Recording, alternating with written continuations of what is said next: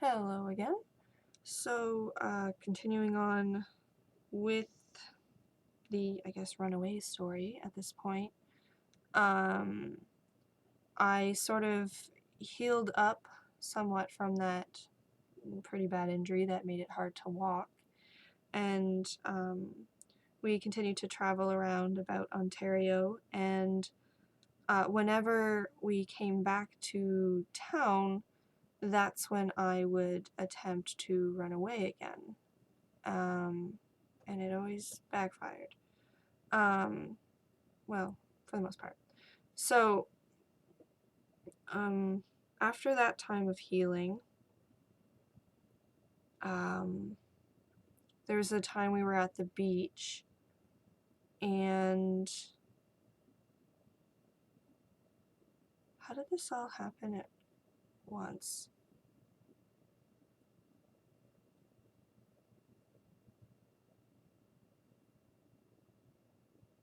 Did I run then? So, I think we were at the beach during the day when the fight started, and it got into the evening, and he felt I was being too upset and unruly or like upset or whatever, and he actually had a prescription for Oxycontin, which he wasn't actually really taking, he was just selling for the most part, but he kept a few around in case the doctor ever asked for a blood test because he was afraid the doctor was checking for if he was using it or not. And so he took one of these extras. It was like, it just like came at me and held like, I don't know, went at my face and shoved it down my throat and then held his fist up and was like, swallow or else kind of thing. So I did. And then I believe he shoved another one down my throat a little while after. So that was like two, I think they were 5 milligram. They might have been 10 milligram Oxycontin little pills. And it's interesting because at first in particular, this just made, I was just, bleh, I was a zombie. I just like, he was talking and like arguing or like lecturing me as he did. And I was just like trying to keep my eyes open, but it wasn't going well and just like feeling like, bleh. Um, but that, that came down a bit.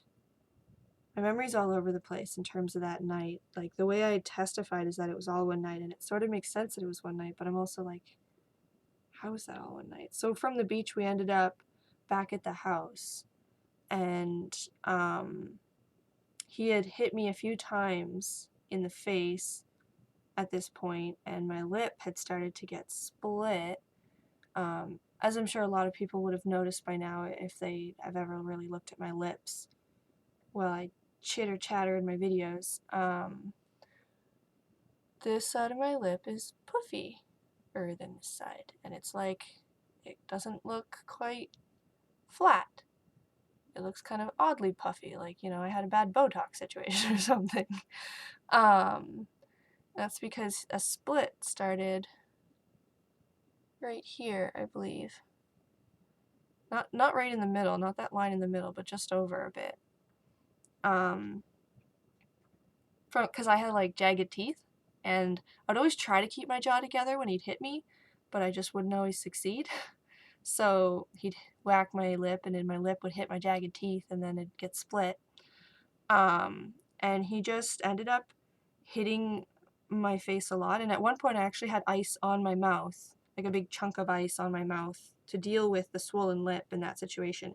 And he ended up hitting the ice a few times too, so like that obviously made it worse. And it got so bad that like I would close my mouth and you could see my tooth through my lip. Like the split was so far down. Oh, it's on this side. Like it was just down to there. It was like my lip was split right in half in a way. It's gross. And that was that. No, because I ran to Chris that time. So no, that wasn't that time. But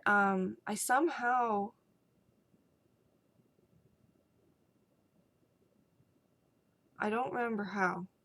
I can't recall how I got away. But at some point during that night, I ran. And I went back to the hospital. And I was thinking, you know, for one, I want them to fix this lip because I don't want to be stuck with a lip like this for the rest of time. And for two, I was also kind of hoping to be admitted like I had before because I just wanted the fuck out of my situation and someone to feed me for a while, I guess. I'm not sure. But there was actually a car accident that night in the Emerge, like I guess a really bad one, and it occupied most all the doctors. So there was no doctor available to really look at my lip. And the nurses just told me, what did they do? They didn't even have, I think they might have given me an ice pack to put on it, but they mostly just sat me on a stretcher and that was it. But I was starting to get really sick because I hadn't eaten in a while and I had had 2 Oxycontins shoved down my throat. So they gave me like a little puke bucket and they're like, have you been taking anything?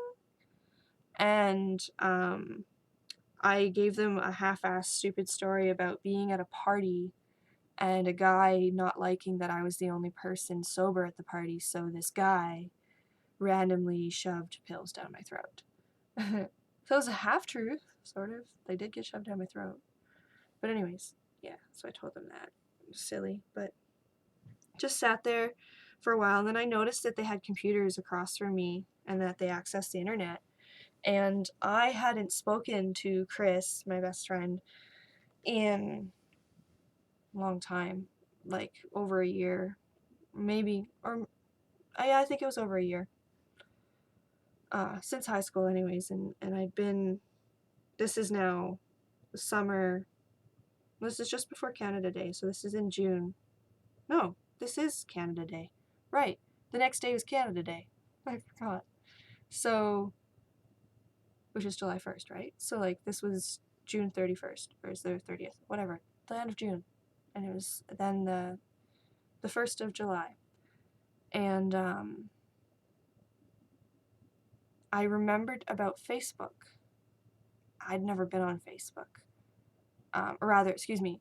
Oh, I forgot about that. I'd had spoof accounts on Facebook, like aliases, because I wasn't allowed on Facebook, and like had found my siblings a few times, and like, oh, I got in so much trouble when I was in high school because I like forgot it on, and he found it, and he got really mad at me because I had like a crush going with a boy, and I just got in so much trouble for that.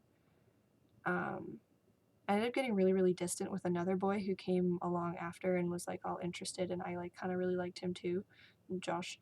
But I ended up like really pushing him away and getting super distant because of how much trouble I got in for the previous crush. Like I got beat and like I got just a lot of trouble, we'll say.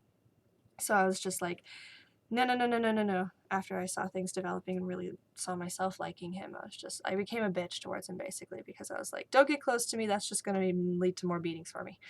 But anyways, I just backtracked to high school. So remembering Facebook and remembering like I think my alias accounts, I was like, maybe I can find Chris that way because I couldn't remember his phone number. And I couldn't quite remember where his mom lived. I had like the picture in my brain, but I couldn't, and I had the street name, but I didn't know the number.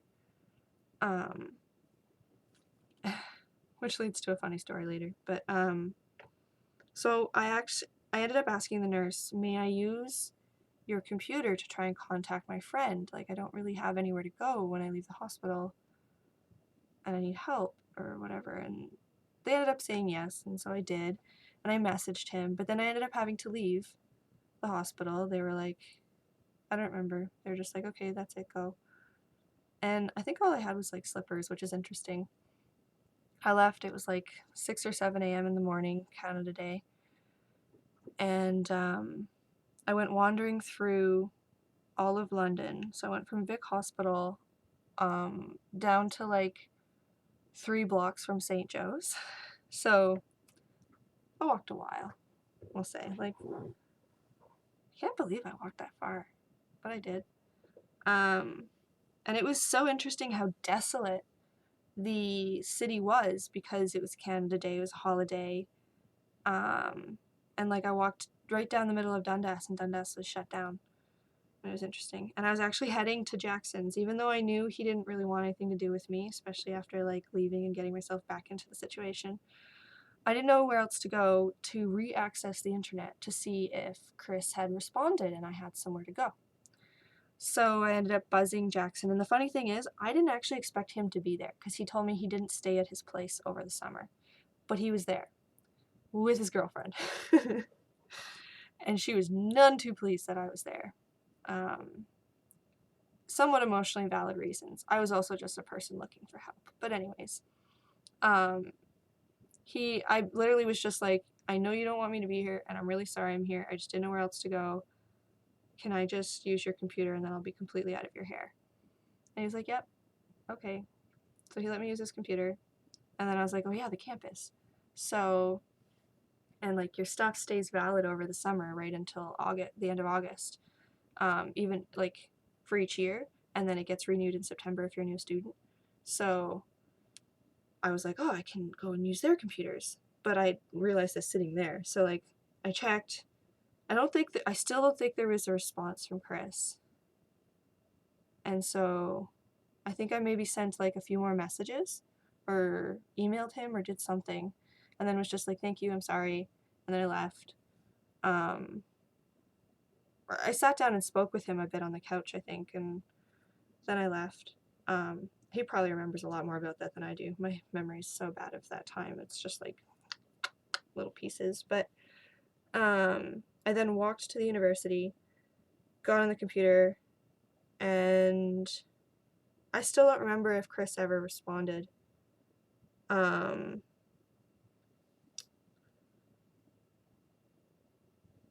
Yeah, here we are in the thingy. But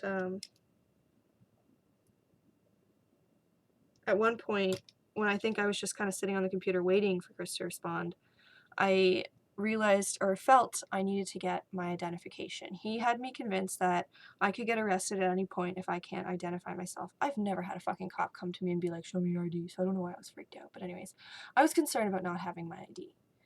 And like having some situation end up where I could get arrested because I can't identify myself. So I was like, I need that. I need my wallet. I need my stuff. So I went to a payphone and I called him and was like, I'm not coming back. I just want my stuff. Can I please just have my purse so I can like go and figure my shit out? And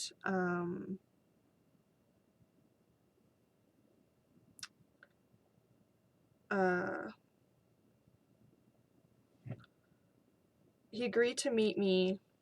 Well, he wanted to meet me where I was, but I didn't want him to know where I was, so I told him to meet me about a 20-minute walk from the campus. I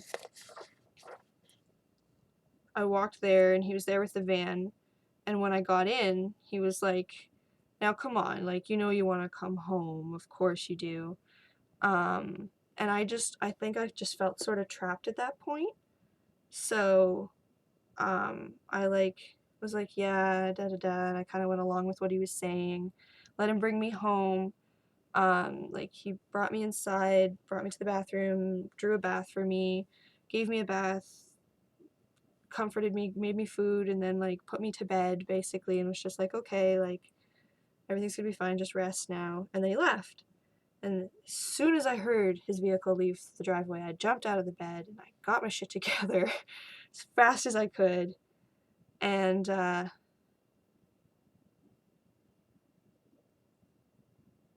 then was walking down the street and he called my phone.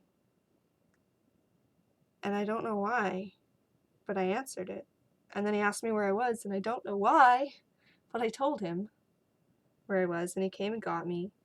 And then he's just like, why did that happen? Why did you do that? He wasn't like mad, if anything, he was just like, why? And so I like made up an excuse that what did I say? Yeah, I'd asked about the psych situation at the hospital before leaving, and they were like, well, we can give you an emergency appointment. for tomorrow. So I told him that I had that emergency appointment and I felt bad and I didn't know how to talk to him about it before, and so that's why I left again. And he was like, okay, you should have just told me, it's fine. You can just cancel it or not go or whatever.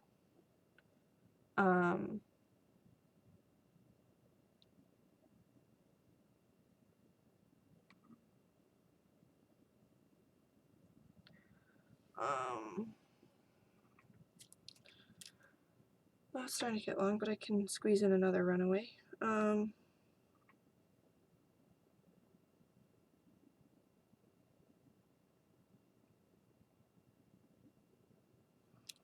Right. So, right, that was the first time. So I stayed with him a bit longer. Then we got into another fight. We were traveling around in the motorhome around the city. And as soon as we got back to the city, we were only there, like, at the edge of the city. We were out by Argyle to get money.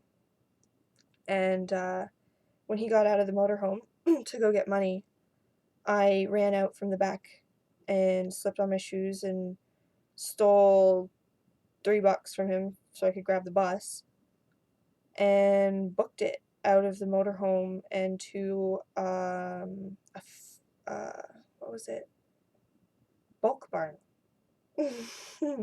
Might still be there.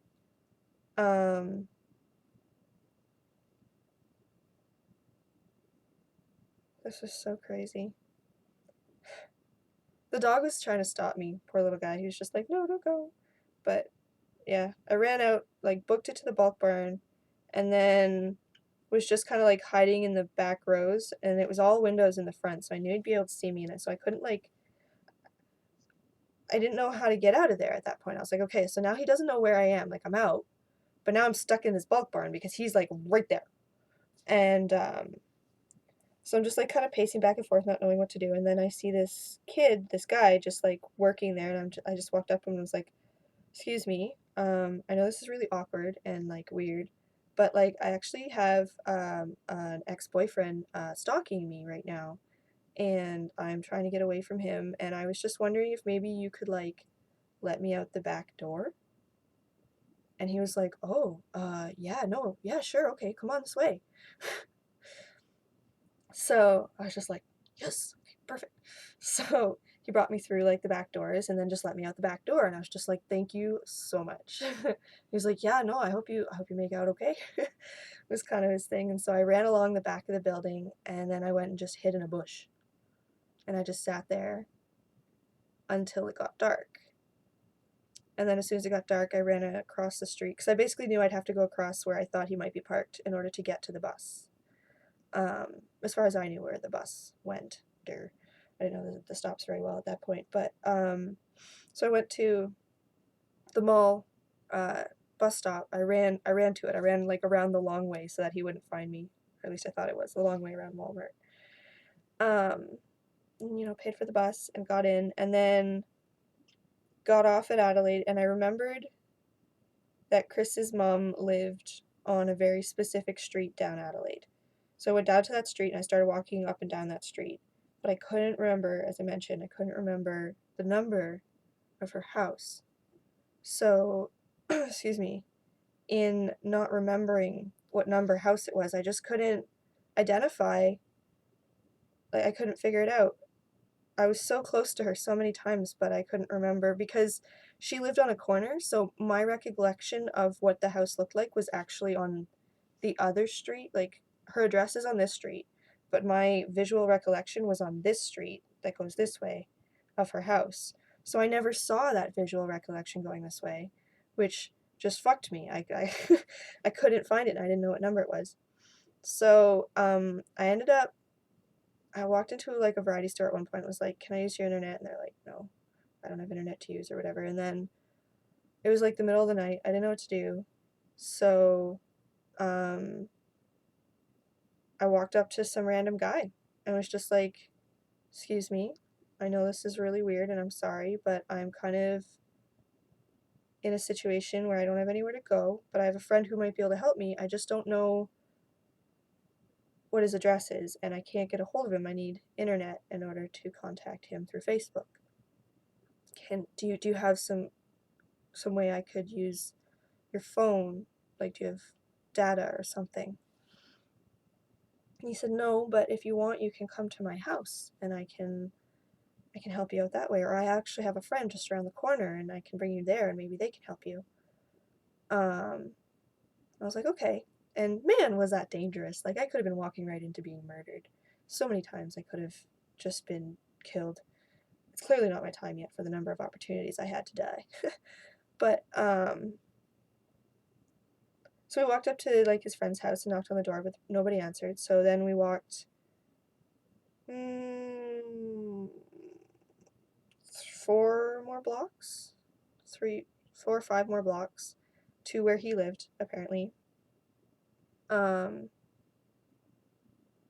And he just, like, said, okay, wait here. He went inside, like, on his back porch. He went inside and got his laptop, brought it out, put it on his back table, and was like, okay, there you go. And so I just sat down and turned on Facebook and got in touch with Chris and told him a little bit of what was going on. And in that conversation, I was just like, where are you? I need to speak with you. I need your help or whatever. And we basically just agreed that we'd meet along that street that I knew of. He was at a friend's at the time. Not friends with that person anymore, but anyways, he was hanging out with that person. Another person. So he met me along that street, and then we went to his mom's, and that night I just kind of explained to him all that had been going on, and I explained it to his mom as well, and kind of asked, can I stay here? Can I get help and stay with you until I can find a job? And then as soon as I find a job, I'll start giving you rent, and then until I can find my own place, and such. And she was like, yep, no, that's okay, sure, we can definitely work that out. And then the next day, I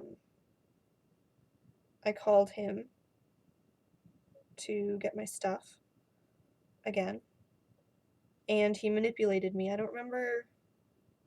I think I'm not sure what he did. There's various different things he did to manipulate me back. I think this time he might have threatened them. I'm not sure. I think so. No, because he would have done that the last time. He threatened me, or he threatened something. He did something. And, like,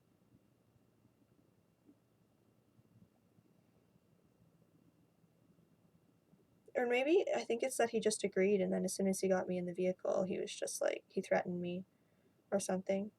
And then, like, we ended up driving right by Chris. And it's funny because, as far as Chris could tell, I just disappeared. I just vanished. A little bit bad for him. But, yeah, so that was yet another attempt to get away. And it didn't work. And I ended up getting pulled back. Then we went on another trip. And this one's gotten long again, so I will continue with more runaways in the next video. Until then.